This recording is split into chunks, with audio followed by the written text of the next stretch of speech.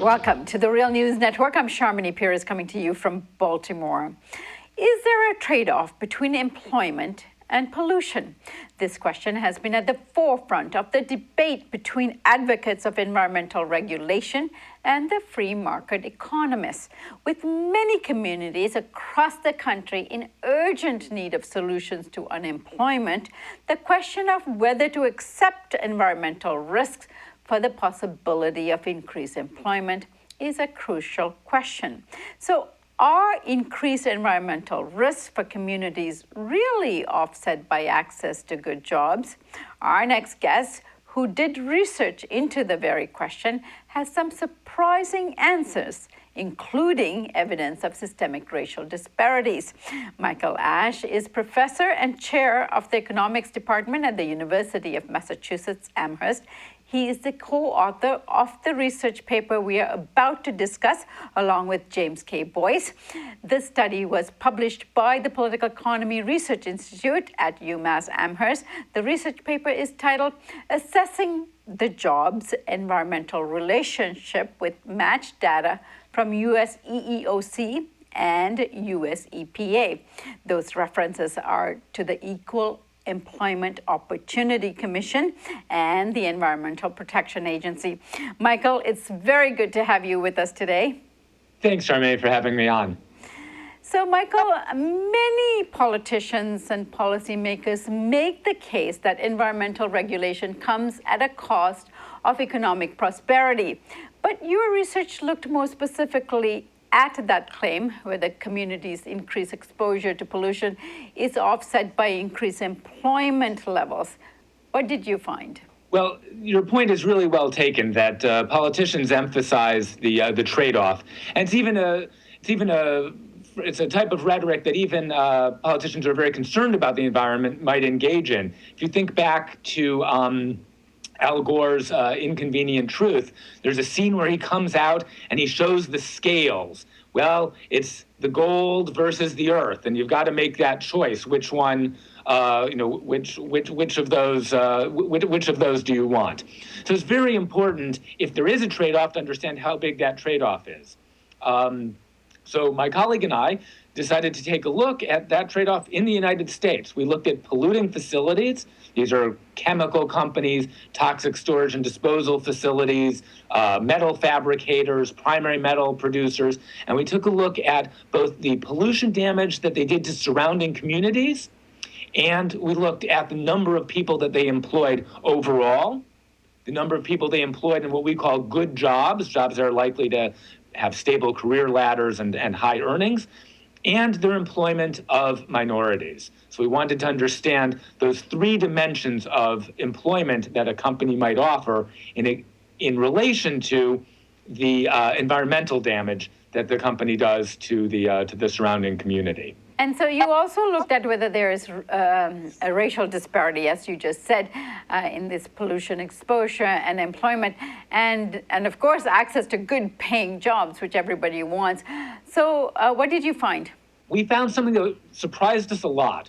We looked at the 700 of the 1,000 most polluting facilities in the country. So you really have to picture, factories belching smoke into the surrounding landscape. We looked at 700 of the 1,000 most polluting facilities, and we found what was really remarkable among these facilities, and again, keep in mind, these are high pollution facilities, is that there wasn't very much variation among them in how many people they employed, given how much damage they were doing. There was a big range of damage. The most polluting facility is many tens of thousands of times more polluting than the 1,000th most polluting facility. So even among these high polluting facilities, there's a wide range of how much pollution damage they do. And what's remarkable is that the average facility employs about 500 people, whether it does very little damage or it does a lot of damage. So that's pretty surprising. That really came as a shock to us. We thought for sure that we would find a trade-off that for communities would be attracted by the jobs and might accept more pollution. But our finding is that there really is not a jobs payoff for accepting more pollution. Among these polluting facilities, there are high pollution facilities with a lot of jobs, high polluting facilities with not very many jobs, low polluting facilities with a lot of jobs, and low polluting facilities with not very many jobs. There really isn't a trade-off. And I think that's a potential source of guidance for politicians as they say, well, gee, if we want those good jobs, we're going to have to accept this trade-off. The real truth of the matter is there isn't much of a trade-off. Michael, you also looked at whether there was a racial disparity in this pollution exposure and employment and access to good jobs, which is an important question for many environmental justice movement and organizations. So what did you find there? This was actually the impetus for the study. So I'm going to tell you a story from my co-author, Jim Boyce. Jim was visiting Cancer Alley, Louisiana. This is a section of Louisiana fairly close to Baton Rouge, where there are many industrial facilities in the petroleum industry. There are petroleum refineries, there are chemical facilities that use petroleum as an input. So this is an area, because of the high degree of community exposure, that is nicknamed Cancer Alley. And there are indeed some of the most polluting facilities in the country are in that area. And furthermore, these are some facilities where the burden is borne overwhelmingly by people of color. There are facilities in East Baton Rouge, Louisiana, where on the order of 3/4 of the total human health risk created by the facility befall minorities, overwhelmingly African Americans. So it's actually in Louisiana that the story of this paper begins. Jim was visiting a community in Cancer Alley, and he asked the community, he said, well, you are exposed to this pollution, but is there any benefit for the community? Is there any payoff, for example, in terms of jobs or good jobs? And the answer was, quite frankly, no. Take a look in the parking lot of these facilities. For example, there's an ExxonMobil refinery in Baton Rouge, Louisiana, which is a particularly high pollution facility. Take a look in the parking lot at the end of the day. It's all white guys getting in their pickup trucks and driving far away. Those jobs don't go to us. So I can't talk about the particulars of ExxonMobil's employment at the Baton Rouge facility, because those data are tightly held by EEOC. But I can say that as a pattern, it is overwhelmingly the case that that minorities are disproportionately exposed to pollution in relation to the number of jobs that they receive. Let me make that a little more concrete.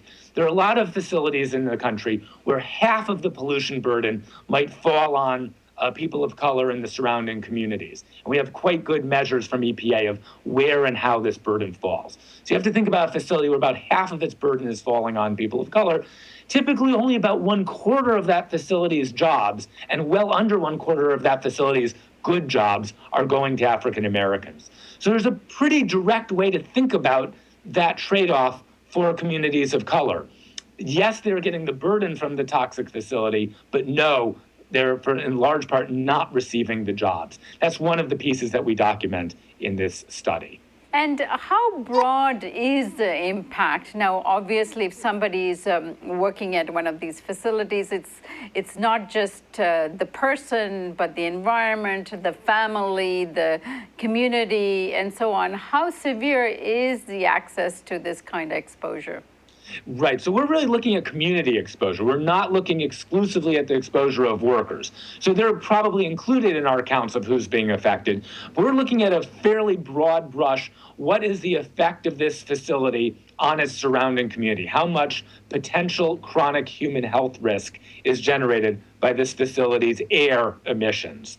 And when we say community, we're taking a look at about 50 kilometers around, about 30 miles around the facility, and getting a pretty good idea of how much both cancer and non-cancer risk is being generated by the facility. So when we say the 1,000 most polluting facilities, we're talking about the 1,000 facilities that create the most cancer or non-cancer risk for the population who live in the surrounding 30 miles. So that's a pretty wide radius.